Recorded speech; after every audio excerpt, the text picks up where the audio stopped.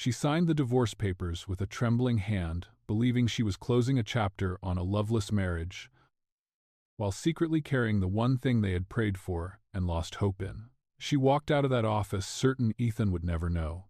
Certain it was better that way, for both of them. But life has a way of circling back to the truths we bury. 9 years later, a little boy collapses during a school performance, and in a small mountain hospital, a doctor receives a phone call that shatters his world.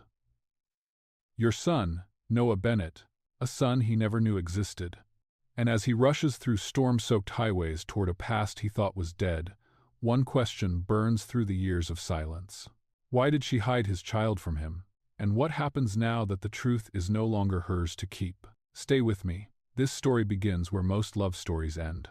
The pen wobbled slightly between Laura Bennett's fingers, though she kept her hand as steady as she could. The morning sun outside the tall downtown windows was bright, almost cruelly cheerful, casting long slants of light across the polished oak table. She couldn't look at the view of Charlotte's skyline. She kept her eyes fixed on the documents in front of her, the ones that would end 12 years of marriage with nothing more than a few strokes of ink. Across the table, Ethan Cole sat the way he always did before a difficult surgery. Shoulders squared, spine straight, jaw firm. Focused.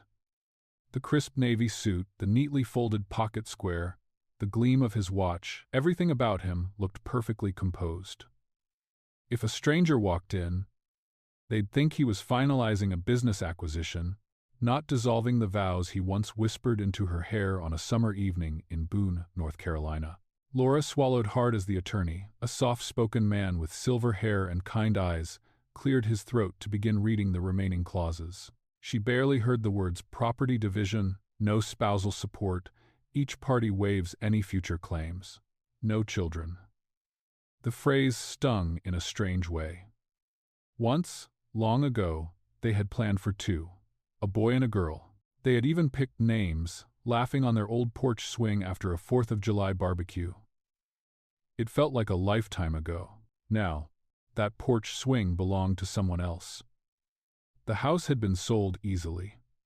Ethan handled everything with the same detached professionalism he brought to the operating room. There had been no shouting, no dramatic confrontations, just quiet, growing silence that settled between them like dust.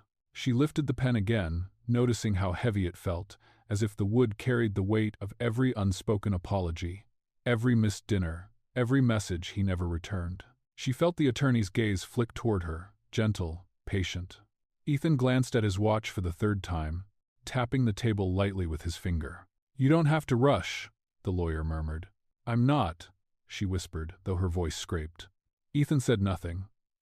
He simply waited, the way he always did, calm, distant, organized. She tried to remember the last time she'd seen emotion cross his face. True emotion, not irritation from a delayed surgery, not the tired sigh he'd give before heading back to the hospital. Real emotion. Something that had to do with her. She couldn't remember. Her vision blurred slightly, and for a terrifying second, she thought tears would spill. She blinked quickly, forcing the sting away. She refused to cry in front of him today. Not after everything. With a slow inhale, she lowered the pen to the paper and signed her name on the first line. Then the second, then the third. Each signature felt like carving something out of her chest. "There," she said softly, sliding the papers toward the attorney. Ethan reached for his own pen, his movements quick and efficient. 3 swift signatures, no hesitation, no tremor. He set the pen down, adjusted his cufflink, and exhaled, as if he had just completed a routine task. "All right," the attorney said quietly. "The divorce is finalized. I'll file the documents this afternoon." Ethan nodded. "Thank you. I appreciate your time." He gathered his leather portfolio, already halfway out of his chair. Laura watched, numb, as he stood. "I have a surgery scheduled in 2 hours," he said, not meeting her eyes. "I should go prep." Of course he did. He always did. She managed a small nod. "Good luck." He paused just enough to be noticeable, but not enough to mean anything. "Thanks." Then he walked out, the door clicking shut behind him with a finality that sliced clean through her. Laura sat still, staring at the empty chair across from her. She pressed her palms flat against the table, grounding herself against the sudden wave of dizziness that rolled through her. She didn't know if it was grief or something else. Maybe both. "You can take your time," the attorney said gently. "No rush." She nodded, pushing back her chair. Her legs felt unsteady as she stood. "Thank you," she whispered, gathering her purse. As she stepped into the hallway, the building felt colder than she remembered. The air seemed sharper, almost sterile. She walked toward the elevator, her heels clicking softly on the marble floor. Each step echoed too loudly in the hollow space inside her. When the elevator doors opened, she stepped in and pressed the ground floor button. She caught a glimpse of her reflection in the metallic surface, pale skin, tired eyes, hair pulled neatly but lacking its old shine. She barely recognized herself. The ride down felt endless. Outside, the street noise was muted by the thick glass doors as she stepped out. A gust of cool November air hit her face. She took a deep breath, hoping it would help steady her stomach. But a sudden wave of nausea rose sharply, catching her off guard. She reached a hand toward her lower abdomen, the touch instinctive, protective. The dizziness swelled for a moment before easing. She closed her eyes, exhaling slowly. "Not now," she murmured under her breath. "Please, not today." She lowered her hand quickly, as if afraid someone might have seen. Even she didn't want to fully acknowledge the odd sensation rippling through her body. Not today. Not in this moment. Not when everything had already fallen apart. She turned toward the parking garage, forcing her legs to move, aware of the hollow quiet inside her chest and of the uneasy flutter low in her belly she tried desperately to ignore. Something was shifting. She just didn't know what yet, but she would. Soon, Laura parked her car at the curb, the engine ticking softly as it cooled in the late afternoon chill. The street looked the same as it always had, lined with identical brick homes, trimmed lawns, maple trees bare for winter. Neighbors were beginning to put up holiday wreaths on their doors. She used to love this time of year, when the whole block smelled of pine and cinnamon. Now it only felt like another reminder of what she no longer had. The house stood quietly at the end of the cul-de-sac, the one she and Ethan had purchased 11 years ago, with a mixture of excitement and disbelief. Back then, she'd walked through each empty room, imagining the life they would build together. A life full of noise and warmth.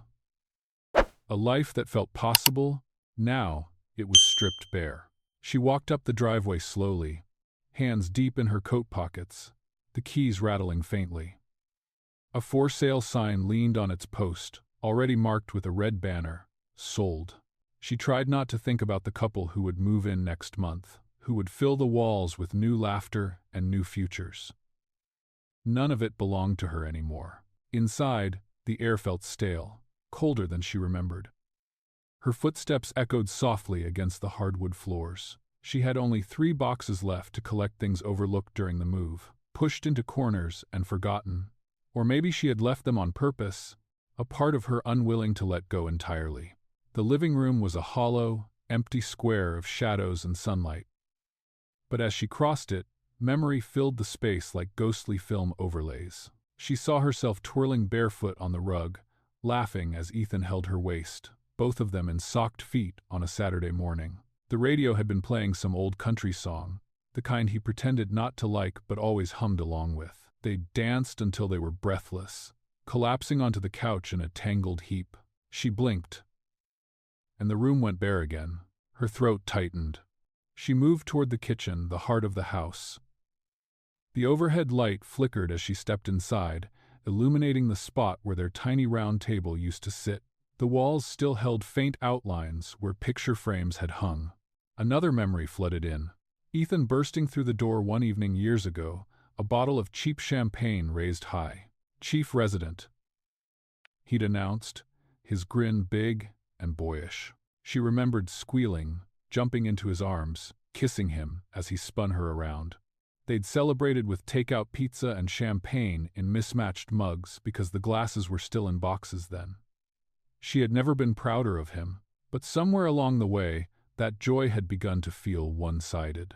Laura reached up to the cabinet above the stove, retrieving a small baking dish, one she'd meant to take. The surface was still scraped black on one side, a scar from the night she mistakenly burned a casserole while waiting for Ethan to come home.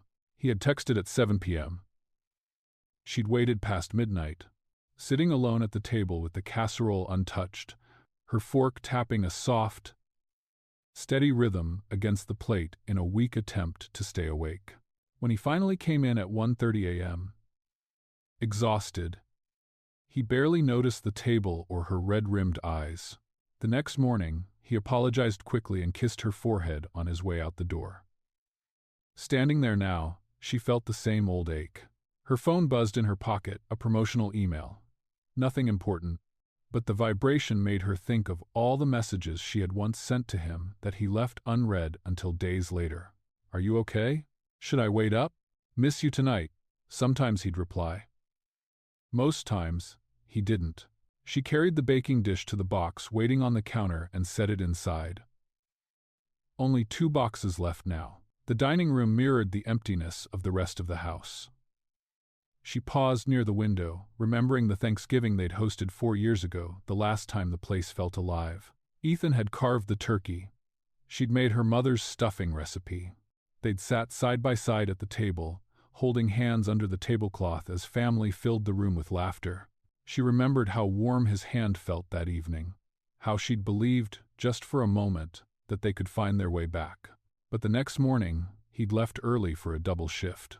And the morning after that, and every morning after, for months. By the time she realized the distance between them was no longer temporary, the quiet had taken on a life of its own. Laura's steps slowed as she walked toward the bedroom. The door creaked open, the sound startling in the empty house. Sunlight fell across the carpet, highlighting faint impressions where the dresser and bed once stood. This room held the heaviest memories. She crossed to the nightstand on her side of the bed well, where her side used to be. The drawer slid open smoothly, revealing dust and a few forgotten items: a pen, a single earring, a dried lavender sachet, and a small white envelope. Her breath caught. She picked it up carefully, recognizing her own handwriting on the front. "For Ethan, our anniversary." Her chest tightened so sharply she had to sit on the edge of the empty floor. She slid a thumb under the flap and pulled out the card inside. It was simple, soft blue with a gold foil border. Inside, she had already written a message in looping cursive. "I know these past months have been hard, but I still believe in us. I miss the way we used to laugh. I miss your hand in mine. I hope this year brings us back to each other. Love, Laura." The date on the card was 2 years ago. She had bought it with hope, with intention, with love still kicking inside her, trying to survive. And she never gave it to him. He came home late that night, then late the next, then not at all until the month blurred into the next. Her hand trembled as she slid the card back into the envelope and set it gently in the drawer. She would not take it with her. Some things weren't meant to be carried forward. Standing slowly, she took one last look around the quiet room. A space where laughter once lived, where dreams were whispered, where silence eventually grew too thick to breathe through. She stepped out into the hallway, pulling the door closed behind her, the faint click echoing like the soft end of a chapter. But even as she walked away, she couldn't shake the feeling that some pieces of that life, those soft, splintered memories, would cling to her a little while longer. Maybe longer than she wanted them to. For a full week after the divorce, Laura woke every morning with a heaviness she couldn't explain. Not just the emotional kind, the kind that made her limbs feel weighed down, her stomach unsettled, her head foggy. She blamed stress, of course. Anyone would. Divorce paperwork, moving boxes, a life suddenly split clean in two who wouldn't feel wrung out.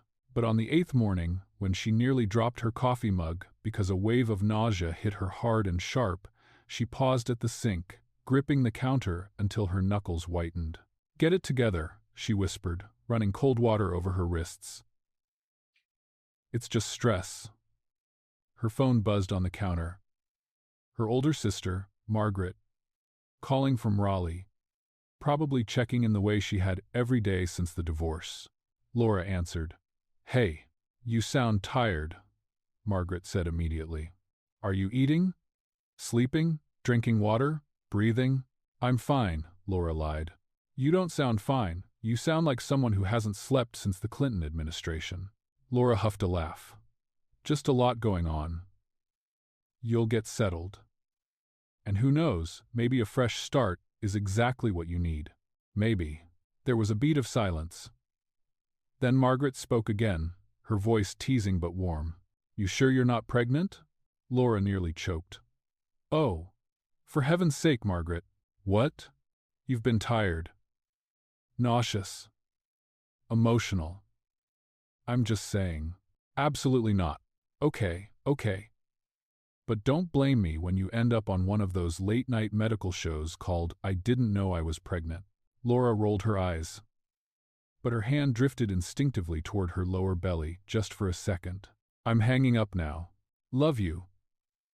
Laura set the phone down, trying to ignore how the joke had landed too close, like a pebble tossed into a still lake, sending ripples she didn't want to examine. By evening, she still felt queasy, her appetite non-existent. She paced her cramped rental kitchen, listening to the hum of the old refrigerator and the occasional pop from the heating pipes. She had work in the morning, boxes to unpack, a life to rebuild. She did not have time to entertain absurd possibilities, but the thought wouldn't leave her alone. Finally, near 10 p.m., she grabbed her purse and keys.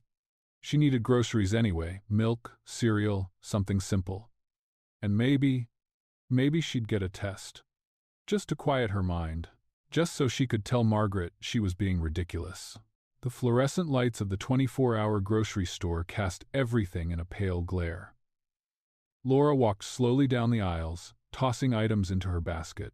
Bread, soup, ginger ale, because her stomach still hadn't settled. When she reached the pharmacy section, she paused, longer than she intended. Rows of tests stared back at her, some boasting 99% accuracy, others promising early detection. She picked the cheapest one. The smallest one. The one she could easily pretend she didn't care about. It's just to rule it out, she muttered, placing it face down in the basket. The cashier didn't even look up from her phone. That helped. Back at the rental, the place smelled faintly of old wood and paint. Half-packed boxes sat everywhere, stacked like miniature skylines.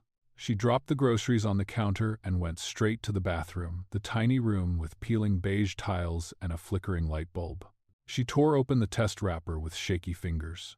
This is ridiculous, she whispered. I'm 41. I'm tired. That's all. But her heart thudded unevenly as she followed the instructions. Then she set the test on the counter, face down, and tapped the timer on her phone. 3 minutes. Longest 3 minutes of her life. She sat on the edge of the bathtub, fingers twisting the hem of her sweater. Her mind drifted back to all the years she had wanted a child, the years she and Ethan tried appointments, charts, pills, hopes rising and crashing. The miscarriage she didn't talk about much anymore, the one that left her heart bruised in places no one could see. They had stopped trying after that, or rather, Ethan had stopped showing up for hope. Laura swallowed hard. 1 minute left. Her stomach rolled again, nerves tightening like a fist. When the timer finally beeped, she froze. She should just throw it away. Not look. Pretend she'd never bought it. But her hand moved on its own, reaching for the test. She turned it over slowly, bracing herself for the negative result she'd seen 100 times before. But it wasn't negative. 2 pink lines. Bold, clear, unmistakable. Her breath left her in a single sharp exhale. No, she whispered. Then again, softer. No. No. This can't be. But the lines didn't fade. They stayed bright, as if shouting back at her. She sank to the bathroom floor, tiles cold beneath her legs. Her whole body trembled, shock, disbelief, a strange tidal wave of awe pushing against a wall of panic. 41. Divorced. Alone. And pregnant. Pregnant after everything. Pregnant after years of failure. Pregnant now of all times. A laugh escaped her, broken and disbelieving. Her hand drifted to her stomach. Gentle, tentative. You're here, she whispered, voice cracking. After all this time, you're actually here. Her eyes flooded. And your father. The words stuck in her throat. She forced them out anyway. Your father will never know. The tiny bathroom felt smaller than ever, the weight of that truth pressing against her chest until she could barely breathe.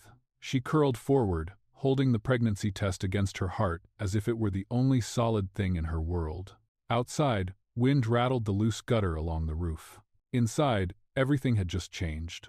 For 3 days, Laura lived in a fog made of worry, nausea, and lists of questions that circled endlessly through her mind. Every morning, she woke before the alarm, staring at the shadowed ceiling of the rental, one hand cradling her stomach as though the tiny life inside her could somehow answer the impossible questions she couldn't stop asking. Should she tell Ethan? Her phone lay on the nightstand each night, screen glowing softly whenever a notification came in, usually spam emails or automated reminders. But each time it lit up, her heart lurched, expecting his name, even though she knew it wouldn't appear.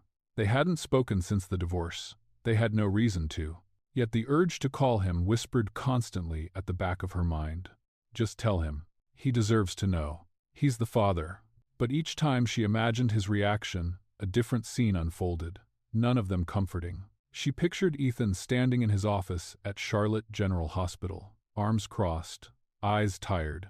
I'm sorry, Laura. We can't do this now. It's too late. She imagined him sighing, a long, heavy sound she'd heard so many times before, saying, "We'll figure something out. If we have to get remarried, then we will. Not want. Have to." She imagined him showing up at appointments out of duty. Not joy. Not love. And worst of all, she imagined a child growing up in a home where affection had died long before they signed the papers. A home where silence filled every corner. A home like the last years of their marriage. She closed her eyes, tears pricking. No, she couldn't bring a child into that. On the 3rd night, unable to sleep, she sat at the edge of her mattress, still on the floor, still unassembled, and whispered into the dim room, "I won't let this baby feel unwanted. I won't." The memories she'd tried so hard to bury kept rising, each one sharper than the last. The fertility appointments Ethan missed first once, then twice, then enough times that the receptionist began asking, "Should we reschedule for both of you, or just you?" Laura remembered the day she sat in the clinic alone, watching a couple in their early 30s hold hands tightly as they waited. They kept whispering to each other, small encouragements, hope flickering between them. She had envied their unity more than anything. Then there was that night, one she never forgot, after their fertility specialist suggested another round of testing. Ethan came home late, shoulders slumped, tie crooked.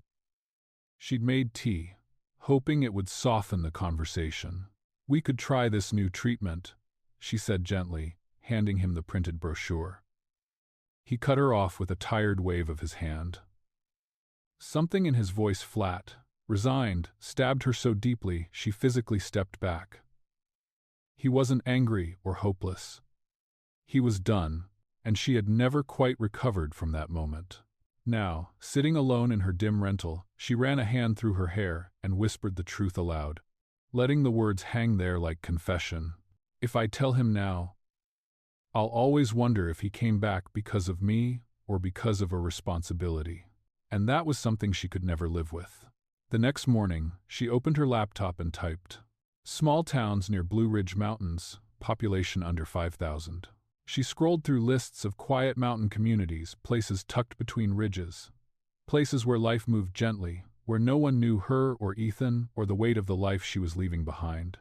Maple Glen, population 3,842. A library. A main street with a bakery, a diner, a hardware store. The pictures showed old brick buildings, hanging flower baskets, and a wide view of blue mountains behind everything. She stared at the screen for a long time. Then she whispered, "Maple Glen."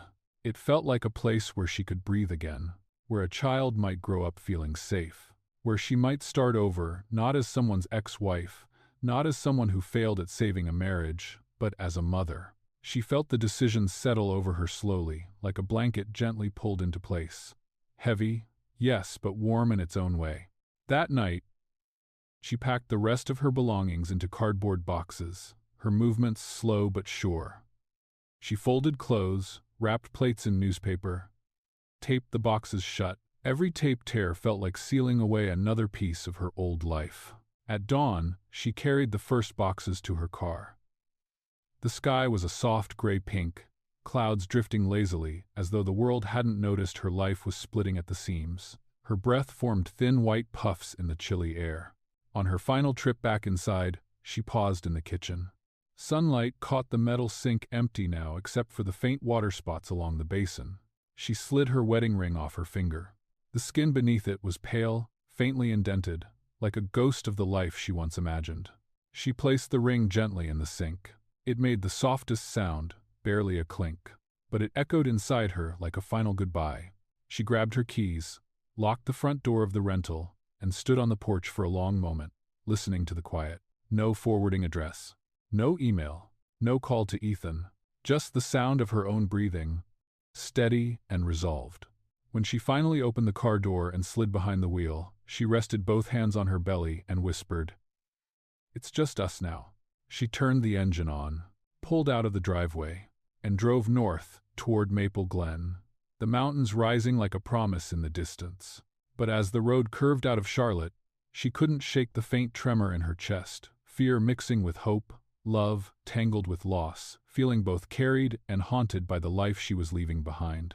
The town of Maple Glen appeared slowly through the morning mist, like something painted with soft watercolors. The road curved gently downward, opening to a quiet main street lined with old brick storefronts, faded awnings, and hand-painted signs that looked as though they hadn't changed in decades. There was a diner with red vinyl booths and a neon open sign that flickered uncertainly, a hardware store with a bell over the door, a family-owned grocery with a mural of mountains on the side, and at the far end of the street sat the Maple Glen Public Library, small, square, made of weathered red brick with ivy creeping along one wall. Laura pulled her car to the side, breathing in the sight. Maple Glen wasn't fancy. It wasn't bustling. It wasn't full of distractions. It was quiet, tender, and right now, quiet was exactly what she needed. She drove 2 blocks beyond downtown, turning onto a gravel road lined with maple trees. The rental house she'd found online stood at the end, tiny, 1-story, with a sagging front porch and peeling white paint. A maple tree towered in the front yard, its branches stretching wide like open arms. It wasn't much, but it was hers, at least for a while. Inside, the place smelled faintly of cedar and old carpet, the floors creaking with each step. The kitchen had outdated appliances and a mismatched set of cabinets, but a big window overlooked the maple tree, letting sunlight spill across the sink. Laura set her keys on the counter and exhaled, feeling the weight of silence settle around her. But it wasn't the suffocating silence of her old home with Ethan. This silence felt peaceful, clean, like a blank page. She placed a hand on her stomach, rubbing gently. "Well, kiddo," she whispered, "this is where we're starting over." The job at the library came easier than she expected. She filled out the application on a Monday morning, expecting to wait weeks. Instead, Mrs. Whitaker, the librarian listed in the staff directory, called her the next day with a warm, lilting voice. "Dear, we could use the help. When can you start?" Laura started that Thursday. The library was a single-story building, with tall windows and shelves placed close together. Small-town libraries had a certain smell, dust, old pages, and something like vanilla. Familiar. Like an embrace from a story she used to love. Her tasks were simple: shelving returns, checking out books, organizing the children's section. But the part she grew to love most happened every Saturday morning story time. Mrs. Whitaker would hand her a stack of picture books and nod toward the children's corner. "Your turn," the older woman would say, with a knowing smile. Laura would sit on the rug, reading aloud while 4 or 5 kids gathered around, their eyes wide, legs crossed, hands sticky from morning pancakes. They giggled, asked questions, pointed at pictures. It filled her heart in a way she hadn't realized she missed. "You're good with them," Mrs. Whitaker remarked one afternoon, arranging a stack of book returns. "Children need gentleness. You have that. Laura looked down, embarrassed and touched all at once. I hope so, she murmured, brushing her hand over her belly. I hope I'll be good at this. Mrs. Whitaker glanced at her soft eyes behind narrow reading glasses. You will be, she said simply. Anyone willing to try as hard as you is already halfway there. Laura swallowed around a lump forming in her throat. She hadn't expected kindness here, not like this. Nights in the little house were quiet, the kind of quiet that allowed her to hear wind pushing through the maple leaves outside the window. She began talking to her baby, not full conversations, just small murmurs meant for the growing life inside her. She'd sit on the bed with the window cracked open, listening to crickets. Today I sorted books about space, she'd say softly. Or, there was a little girl who insisted dragons must be real. Sometimes she pointed out constellations from the porch, one hand pressing under her ribs. See that? That's Orion. One day I'll tell you stories about it. She didn't know exactly why she talked so much. Maybe it was the silence, maybe fear. Maybe the fact that the tiny heartbeat she'd heard at her first clinic visit had stirred something inside her, something protective, tender, fierce. She wasn't just living for herself anymore. She was building something for the two of them. One night, about halfway through her second trimester, she sat at the small kitchen table sorting through old receipts for her new address forms. The clock ticked lazily above the stove. Outside, the street was quiet except for the rustling of tree branches. She paused, hand resting absently against her side. Then there, a tiny flutter. She froze, held her breath, waited. Another soft movement. Like the brush of a fingertip from the inside, her breath left her in a shaky exhale as she pressed both hands firmly over her belly. Oh, she whispered, voice breaking around the word. Hey, you! It happened again, a small kick. Stronger this time. She laughed soft, trembling, disbelieving. Tears welled suddenly, but gently, as though they'd been waiting for a sign. I feel you, she murmured. I really feel you. Her hands stayed there, cupping the small swell of her stomach as though afraid the moment would disappear. A single truth settled inside her, deeper than fear, stronger than memory. It's you and me now, kiddo, she whispered into the quiet kitchen. I'll do my best, I promise. And as the maple leaves rustled softly outside, it felt like the town answered back steady, sheltering, holding the beginning of a life she was learning, slowly, to believe she deserved. The storm rolled over Maple Glen just after midnight, rumbling deep through the mountains like the earth itself was shifting in its sleep. Rain hammered the roof of Laura's little house, wind rattling the windows in sharp bursts. She had gotten used to mountain storms over the past few months, how they came fast, loud, disappearing just as quickly. But tonight felt different. Tonight, the storm felt personal. A sharp, sudden tightening gripped her abdomen, forcing the breath from her chest. She grabbed the edge of the kitchen counter, knuckles whitening. Not now, she whispered, wincing as the pain rolled through in a slow wave. Please, just a little more time. She wasn't due for another week. She thought she had more nights to prepare, more moments to talk to her baby, more minutes to steady herself for what was coming. But babies don't wait for perfect timing. They arrive when they choose. The contraction eased, leaving her trembling. Her hospital bag sat ready by the door, carefully packed since month 7. She reached for the phone first, hands shaking, dialing the only person she trusted enough to call at this hour. It rang twice before a groggy voice answered. Laura? Dear? What's wrong? It's time, she whispered, voice cracking. I think he's coming. There was a rustling sound, like blankets being thrown aside, and then Mrs. Whitaker's voice came steady and clear. I'm on my way. Sit tight. Don't try to drive. 12 minutes later, headlights swung up the gravel driveway. Laura clutched the porch railing, the wind pelting her with cold rain as she waited for the older woman to climb out. You should have waited inside, Mrs. Whitaker scolded gently, guiding her toward the passenger seat. Storm like this? Mercy, child. A contraction hit, stealing Laura's breath. She doubled over, gripping the doorframe. Mrs. Whitaker wrapped an arm around her. Breathe, dear. I've got you. They began the 12-mile drive to Pine Hollow County Hospital. Rain sheeted across the windshield, the wipers struggling to keep up. Laura pressed her forehead to the cool glass. The road shimmered under the storm. Her breaths came shallow too quick. Fear tightened its grip. "I don't want to do this alone," she whispered before she could stop herself. Mrs. Whitaker reached over, her small hand warm and firm over Laura's.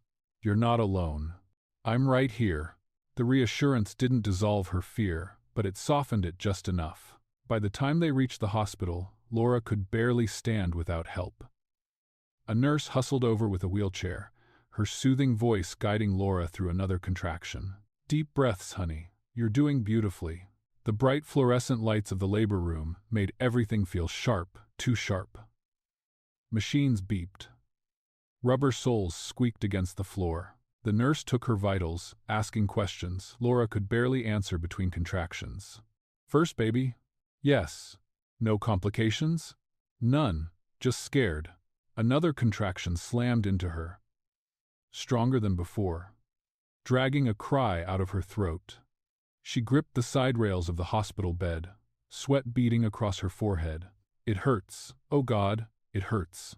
"You're safe," the nurse said. "You're strong. Just focus on the breathing." Mrs. Whitaker stood at her bedside, brushing damp hair from her face. "You listen to her, dear.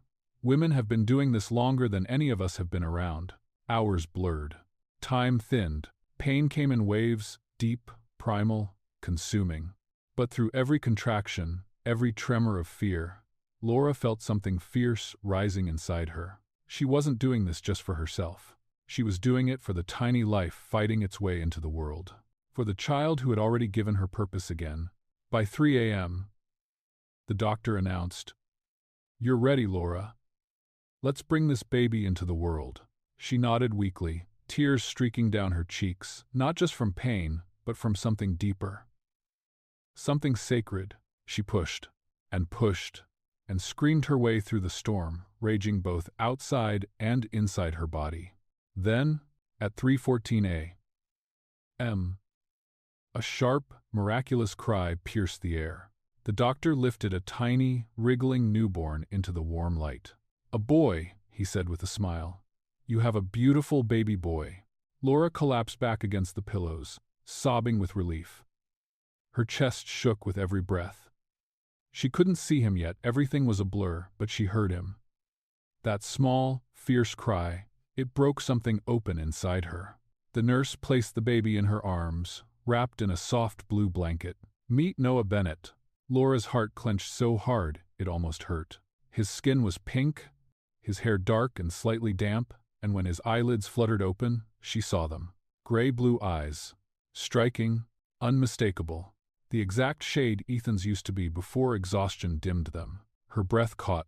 "Oh, Noah," she whispered, touching the tiniest cheek she had ever seen. "Your eyes." They blinked slowly, focusing on nothing and everything, as if memorizing her face. The world outside the hospital disappeared, the storm, the rain, the past, the pain. All she could hear was the small breath of her newborn son, still crying softly against her chest. A fragile, pure sound. The sound of life new, unbroken. Mrs. Whitaker stood beside the bed, wiping her own eyes behind her glasses. "He's perfect, dear. Absolutely perfect." Laura pressed Noah closer, her tears landing on his blanket. In that moment she felt everything: fear, relief, wonder, heartbreak, and above all, a love so profound it overwhelmed her. She lowered her forehead to his and whispered into his soft, warm skin, "You will never feel unwanted." Noah quieted, settling into her arms like he already knew. Laura held him tighter, the storm easing beyond the hospital windows, dawn beginning to rise behind the mountains, gentle, pale, like a blessing whispered across the sky. The first 9 years of Noah's life passed the way small-town years often do, quietly, gently, almost like a soft montage stitched together from tiny miracles. Maple Glen had a way of folding time, turning seasons into memories before Laura fully realized they were happening. Noah took his first steps on the sagging front porch, gripping the wood railing with chubby hands. Laura had been sitting with a mug of lukewarm tea, exhausted from another sleepless night. He wobbled once, twice, then toddled straight toward her with a grin wide enough to split the sky.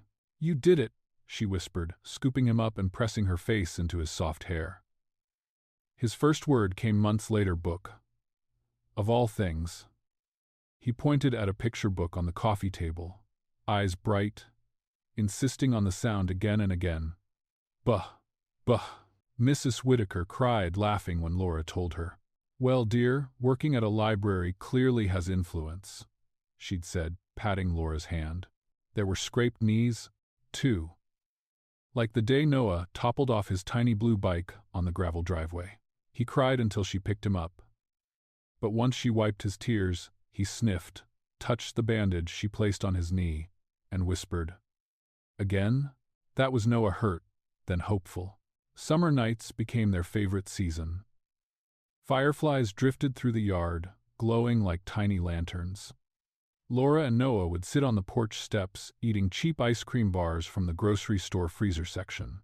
Sometimes he tried catching fireflies in his palms, only to gasp with joy when they blinked back at him. Friday nights were movie nights, a ritual cemented before Noah turned 2. Pancake Saturdays started shortly after, and Sundays, when Laura felt up to it, they'd sit in the same pew at the small white church off Main Street. Noah, swinging his legs, humming to himself during hymns. Life wasn't perfect, but it was theirs. Simple, honest, soft in a way Laura never thought she'd experience again.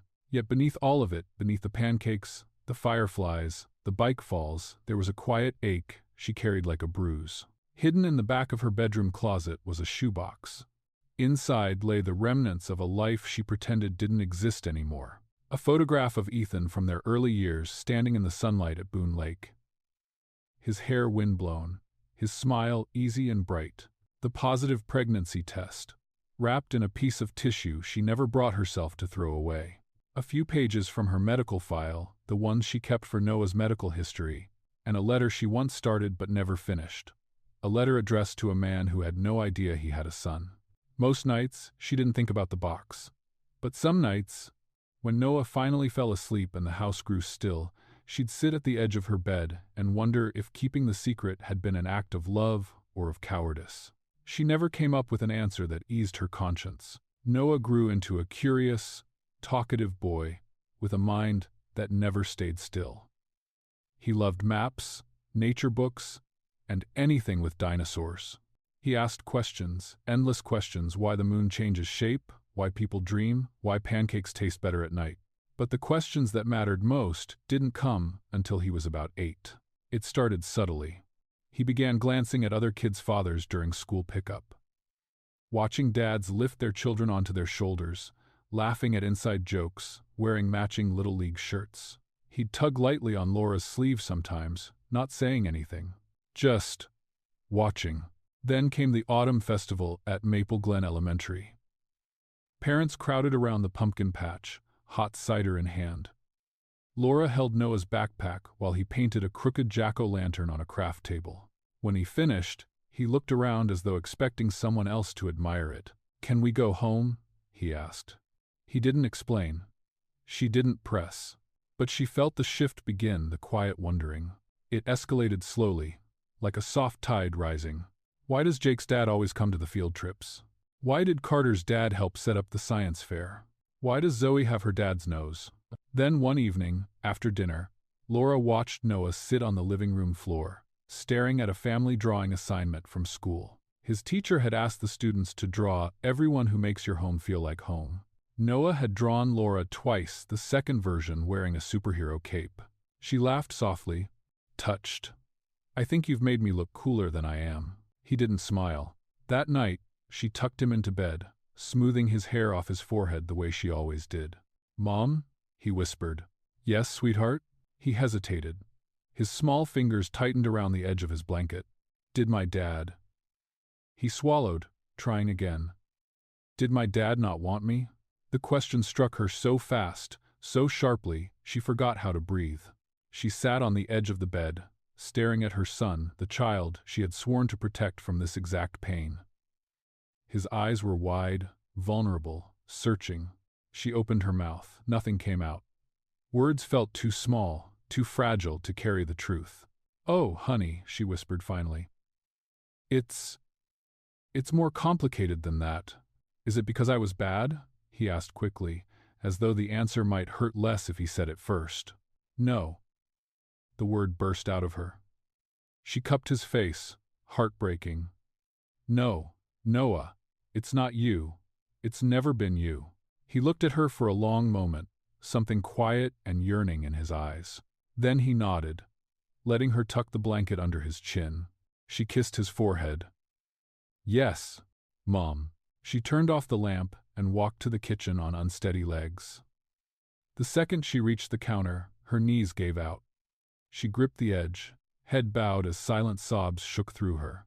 In the dim kitchen, illuminated only by the refrigerator light spilling across the floor, Laura pressed a hand to her heart. The lie she'd chosen to live with for 9 years was catching up to her, and she didn't know how much longer she could hold it back. The gym at Maple Glen Elementary smelled like old varnish and popcorn, the familiar scent of school events where parents crowded into folding chairs, clutching paper programs and phones held high like antennas reaching for memories before they even happened. Laura sat in the third row, hands twisting a tissue in her lap. The metal chair beneath her creaked every time she shifted. She'd arrived early to save a good seat, but her heart had been racing since breakfast. Noah had practiced for weeks his first public performance. A simple piano arrangement he'd fallen in love with the moment Mrs. Jameson introduced it in music class. "He's a natural," the teacher had said with a warm smile. "He plays with feeling." And now here he was, sitting on stage at the slightly wobbly, black-painted piano, feet barely reaching the pedals.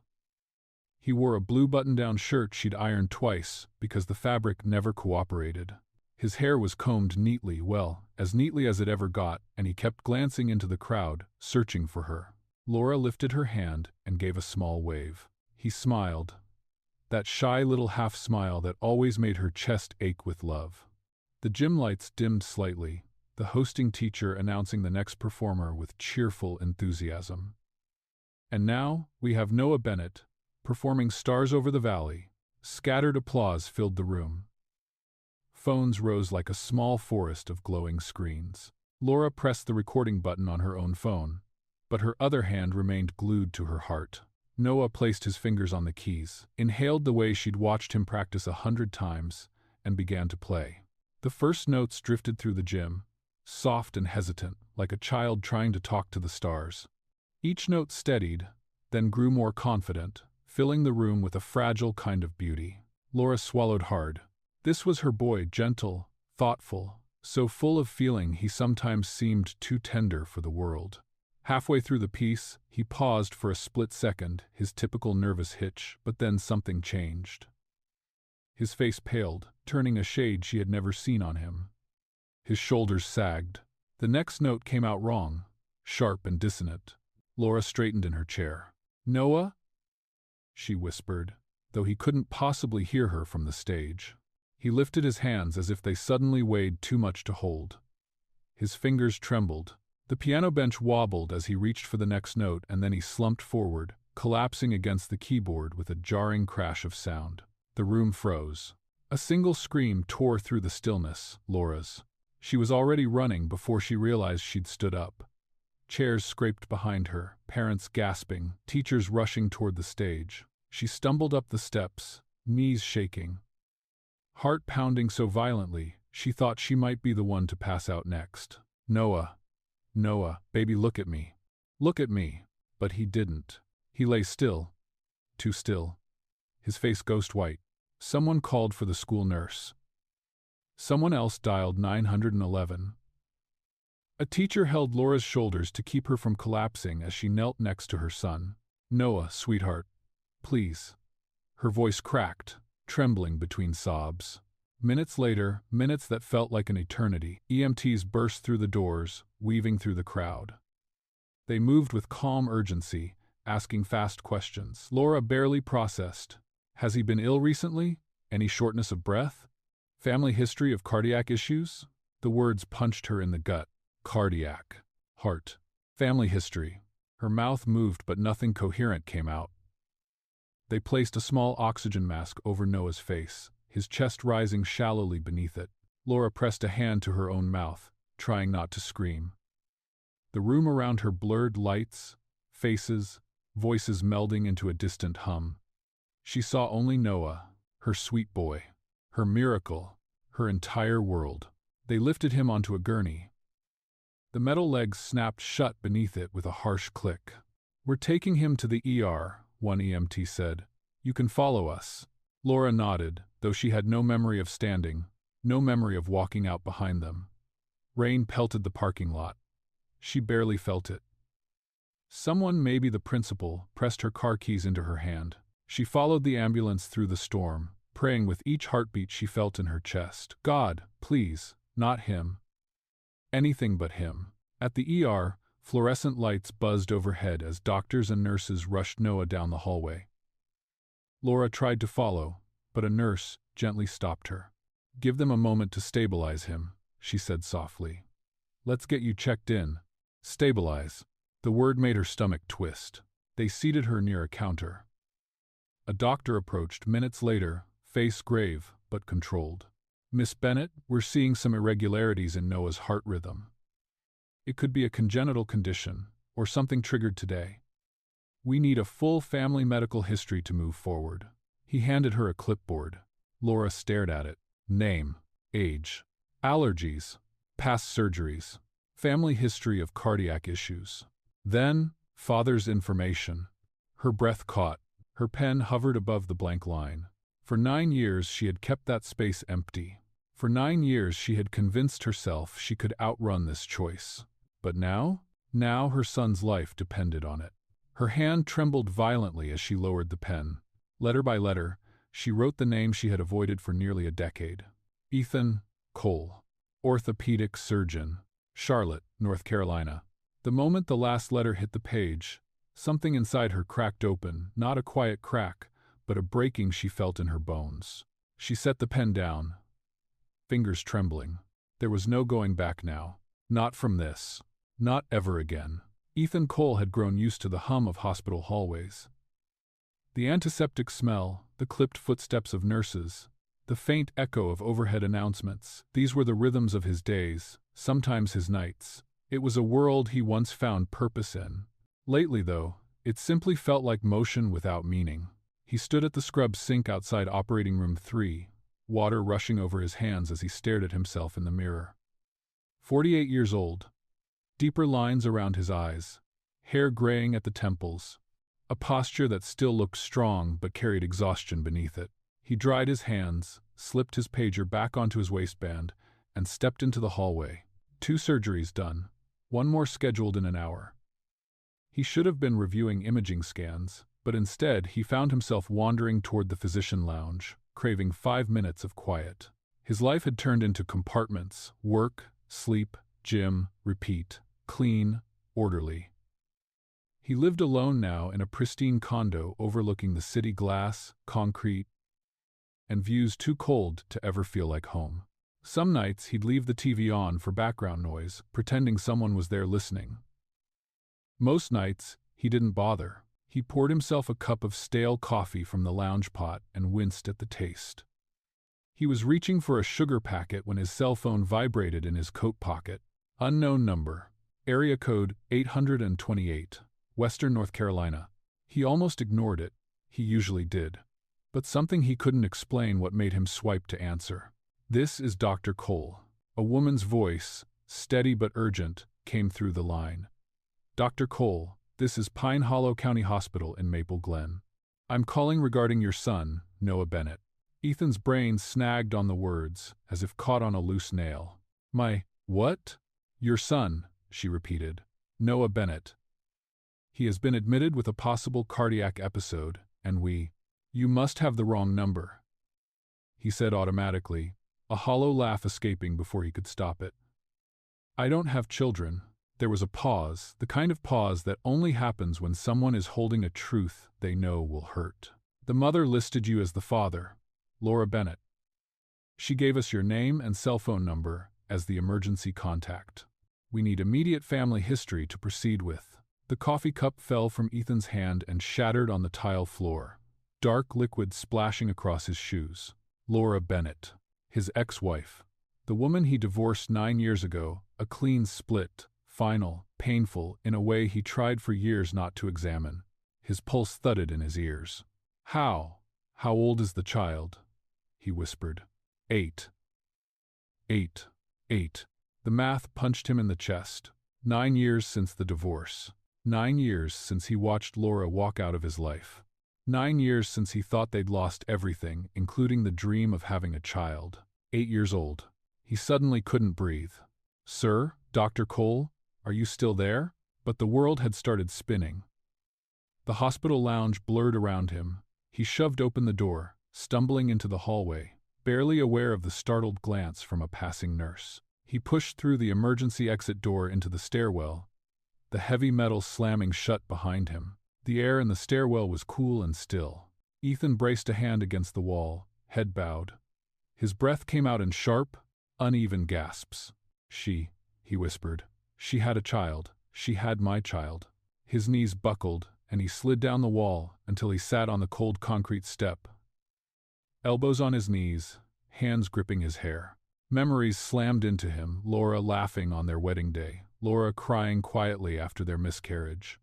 Laura sitting alone at the dinner table waiting for him to come home. Laura looking smaller each year as he buried himself deeper into his surgical career.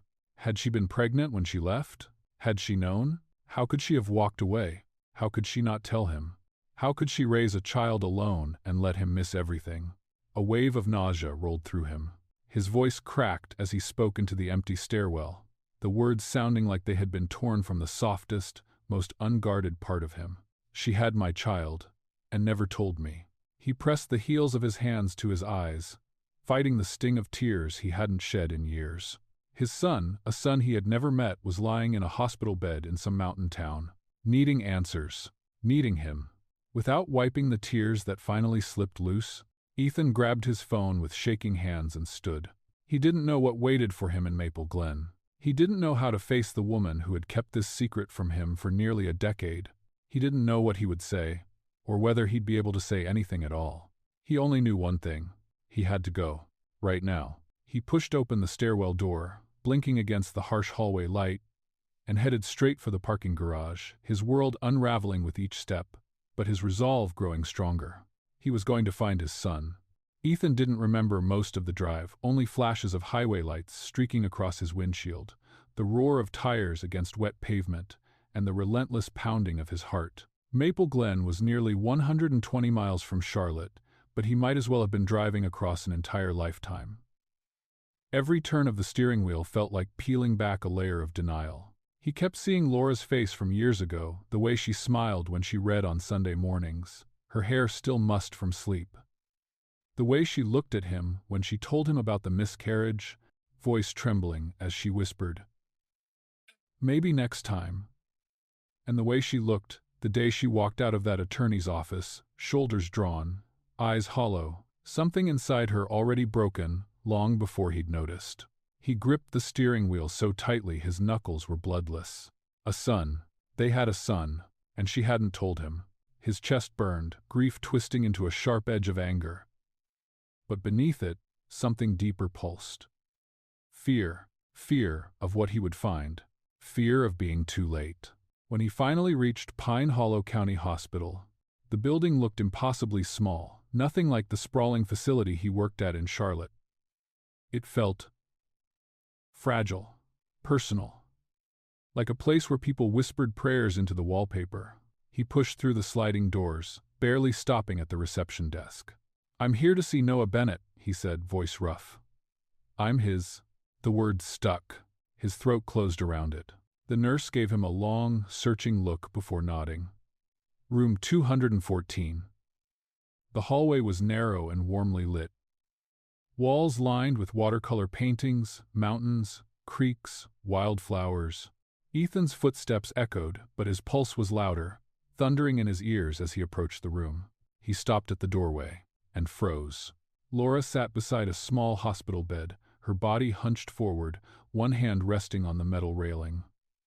Her dark hair was pulled back in a messy knot, strands escaping around her face. She looked older, not in a harsh way, but in the way someone looks after too many nights spent awake, comforting a child, worrying about bills, trying to be everything at once. For a moment, Ethan simply stared at her, breath caught somewhere between disbelief and memory. Then his gaze lowered. Noah lay asleep, pale under the fluorescent lights, an oxygen tube resting against his cheek.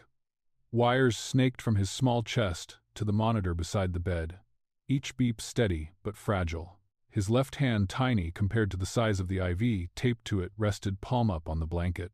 Ethan's breath stuttered. The boy looked impossibly small. Too small to have his heart falter. Too small to carry the weight of secrets adults had created long before he was born. Laura looked up then. Their eyes met. Time didn't just stop, it shattered. Her lips parted in a soft, broken gasp. Ethan saw everything in her expression.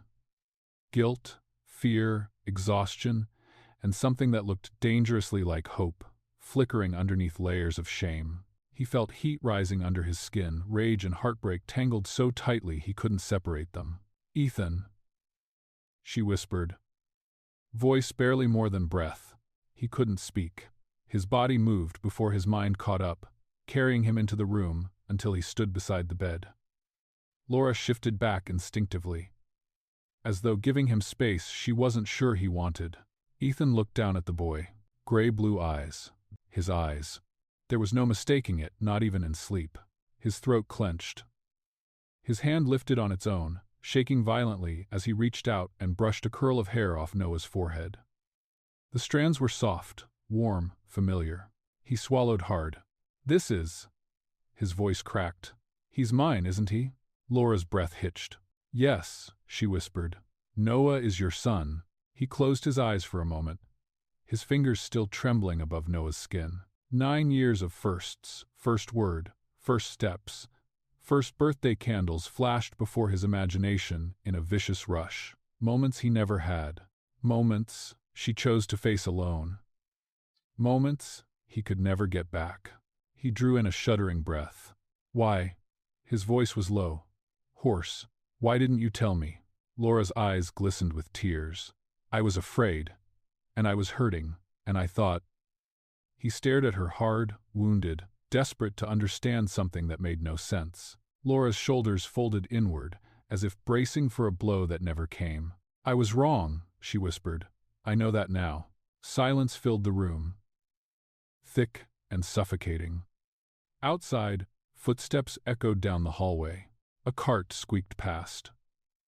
But inside this small space, the world had narrowed to 3 people, and a truth finally spoken aloud. Ethan looked at Noah again, his anger collapsing into something infinitely heavier: regret. His son, his blood, a child he should have held the day he was born, a child he should have protected, a child he didn't even know existed until an hour ago. He felt tears sting his eyes. His hand shook harder as he rested it gently, reverently, against Noah's small arm. "I missed his whole life," he whispered, voice breaking. "God, I missed everything." Laura's lips trembled. "I'm sorry," she breathed. "I'm so sorry."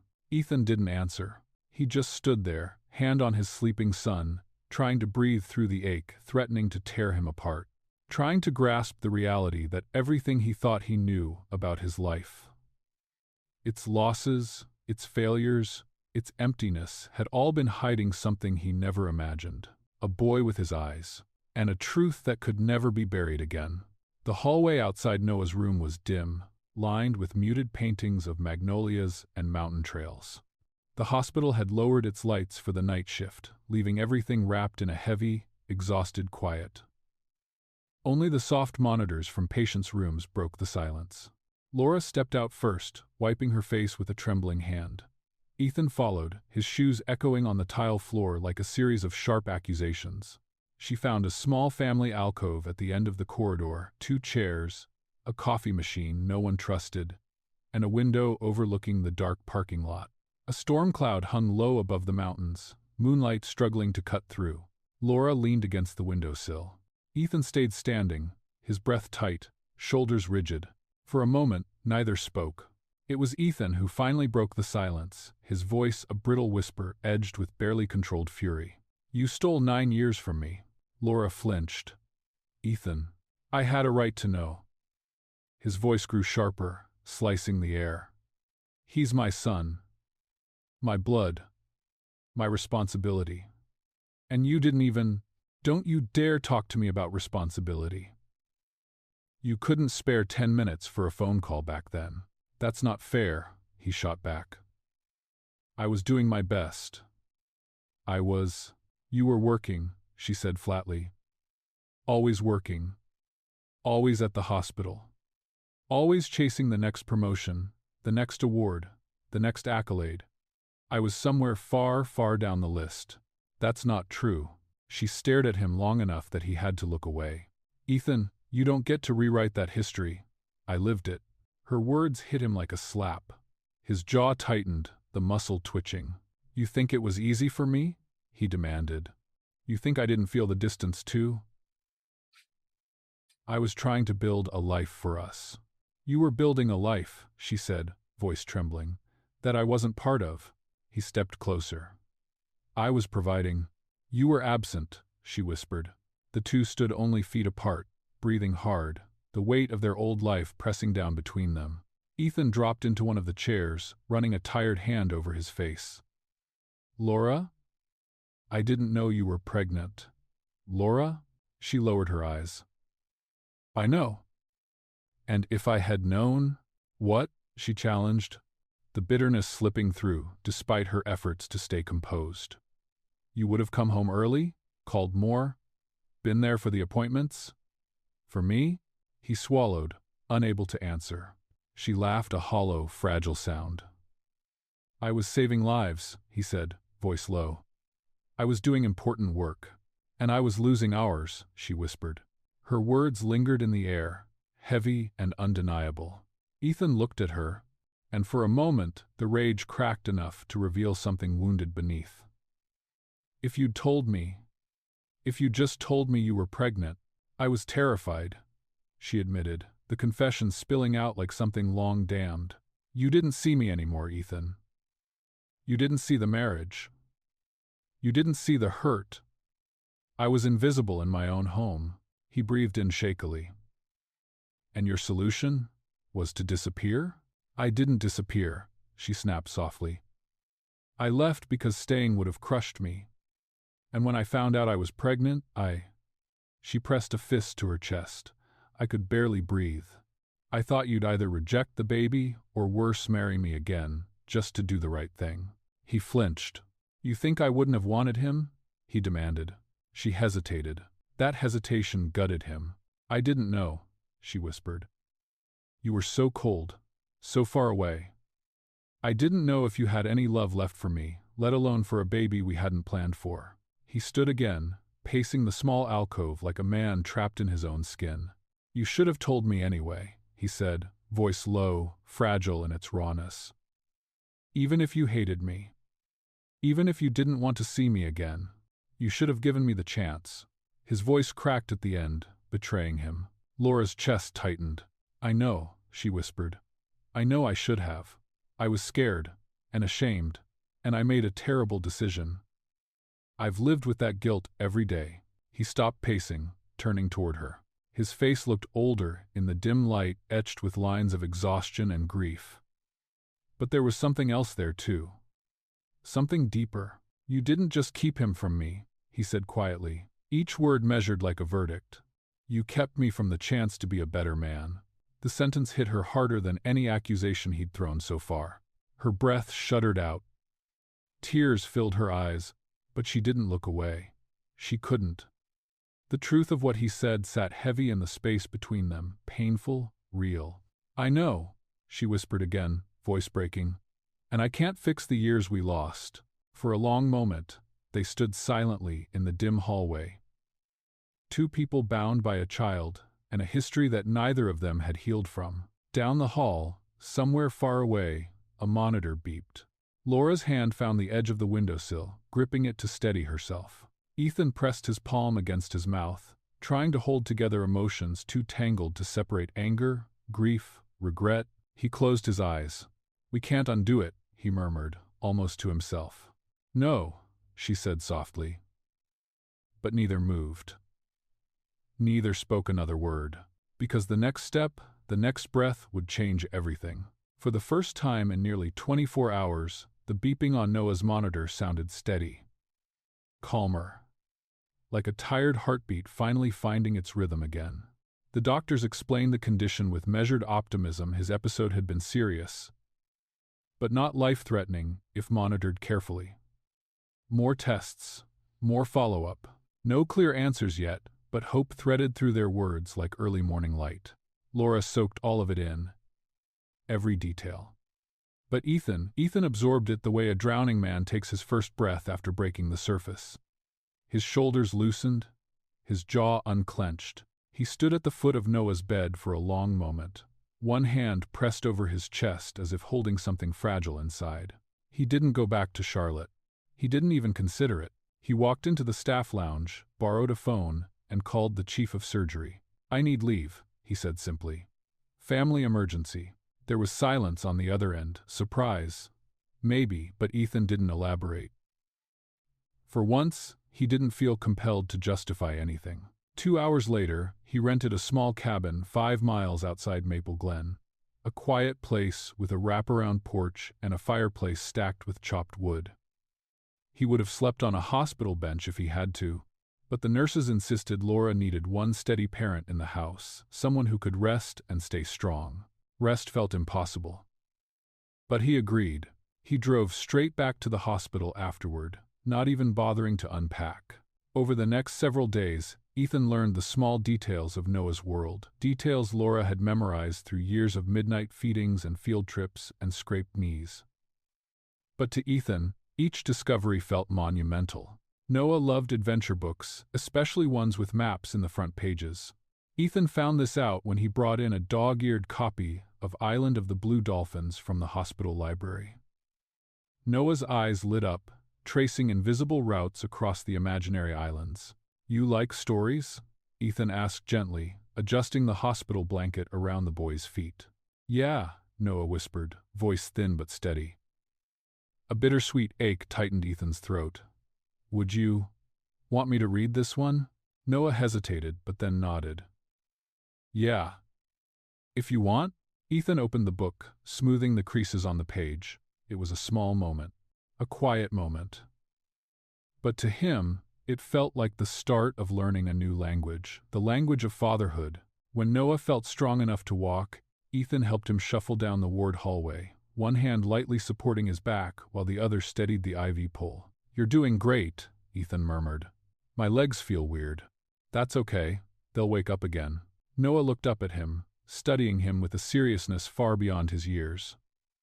You don't walk fast, he said quietly. No, Ethan replied, smiling softly. I'm going your speed.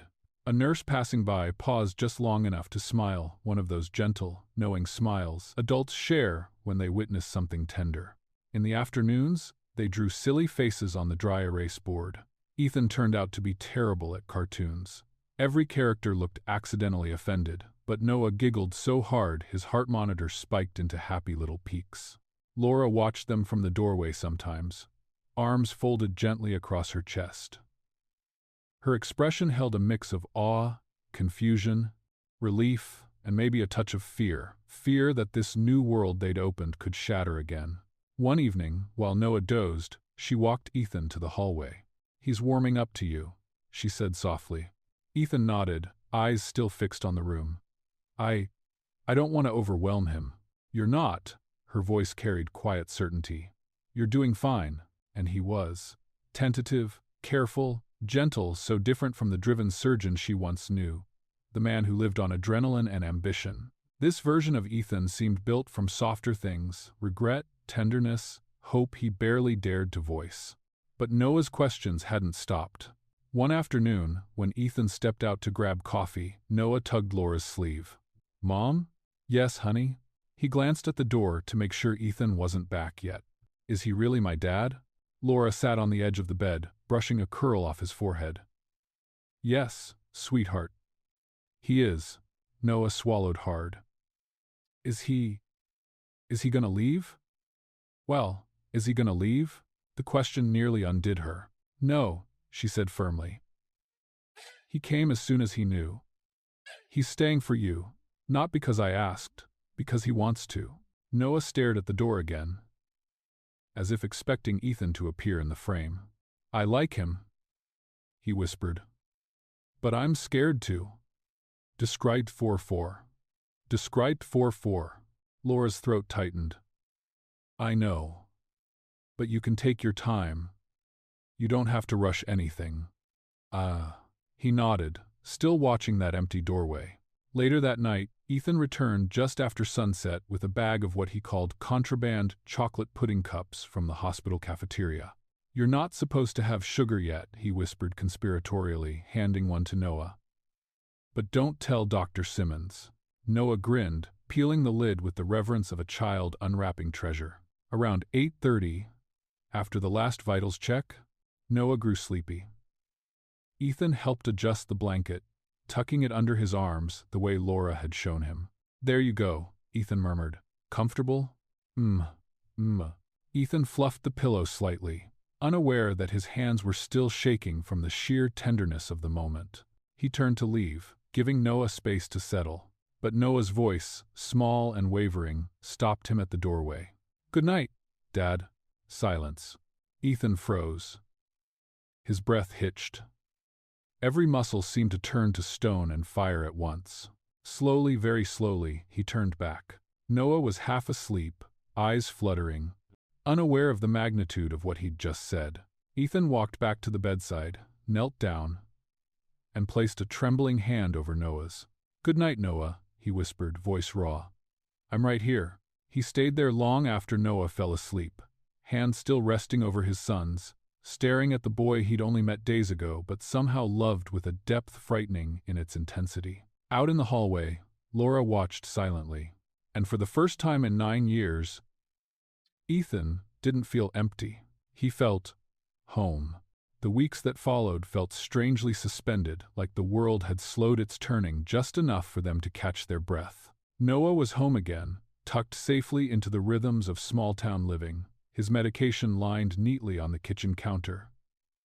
His calendar filled with check-ins and follow-up appointments. He tired more quickly now, needed to avoid sprinting and heavy lifting. But he was still Noah, curious, talkative, eager to return to school and tell his friends about the hospital adventure. Ethan stayed.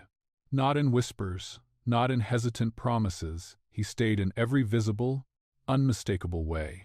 He started showing up at the little house on Alder Lane before school, offering to drive Noah so Laura could get the extra half-hour of rest she never admitted she needed.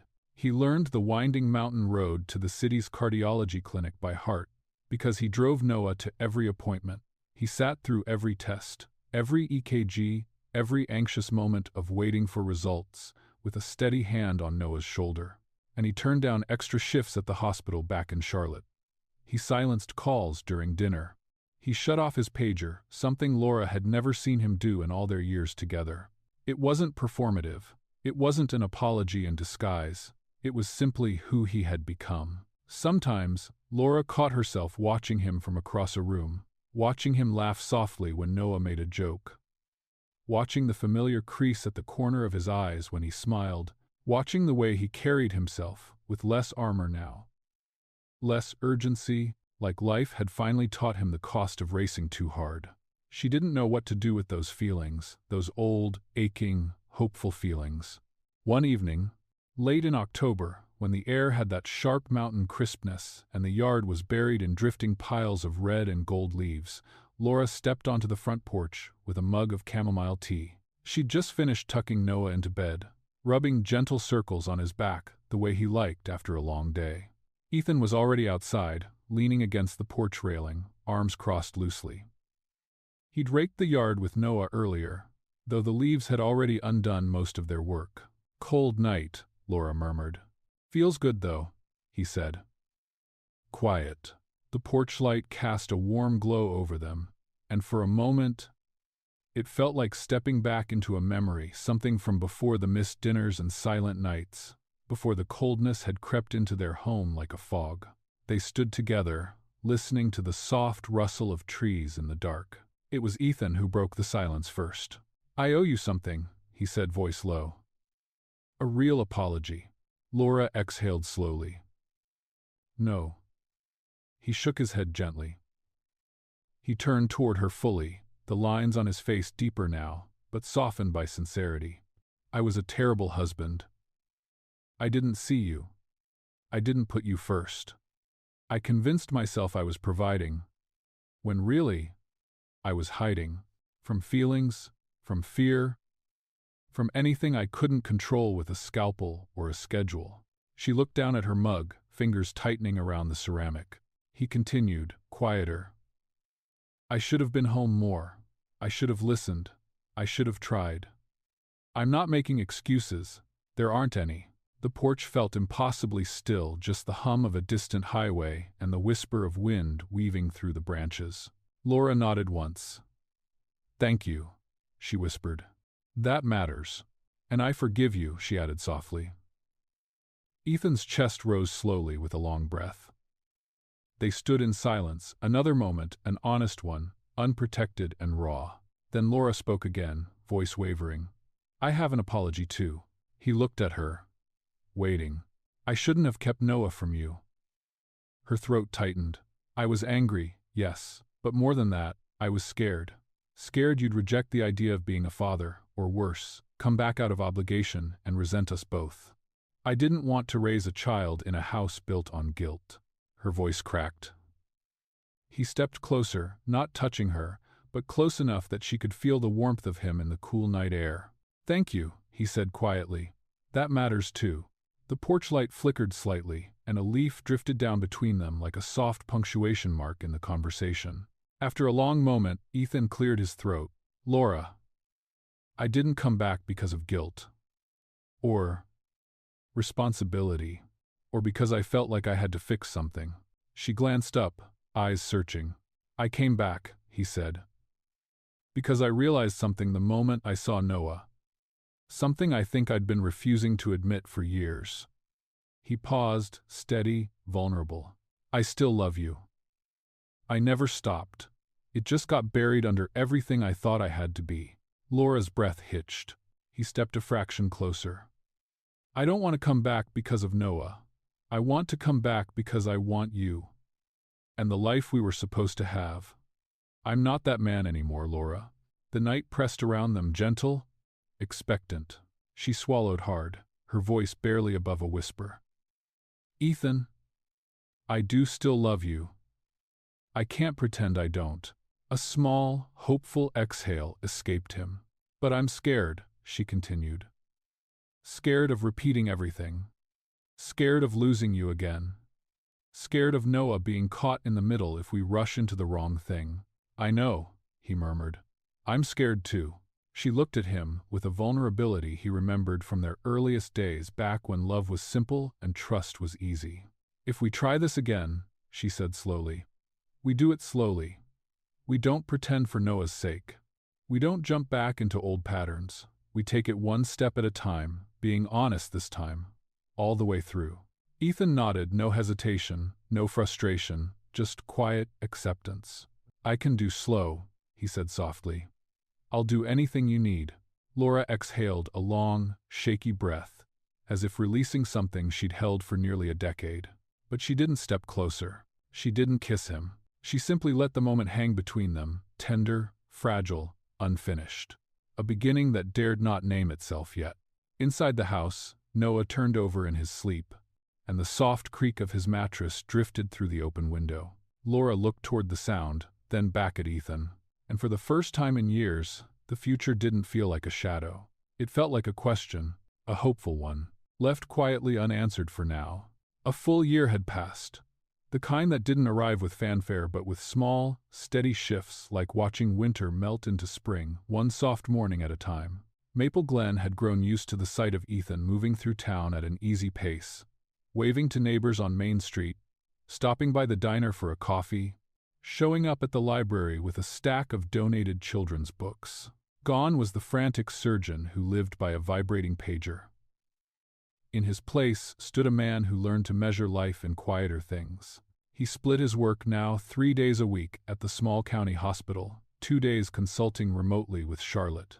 He still kept his credentials active in the city, but the gravity of his life no longer pulled him there. It kept him rooted in Maple Glen, because that's where Laura and Noah were, and where he finally felt like he belonged. Laura's life had changed too, though in ways that didn't scream transformation. They still lived in the same little house with the maple tree stretching across the yard. She still worked at the library, though Mrs. Whitaker had retired and now came in only to gossip and check out romance novels.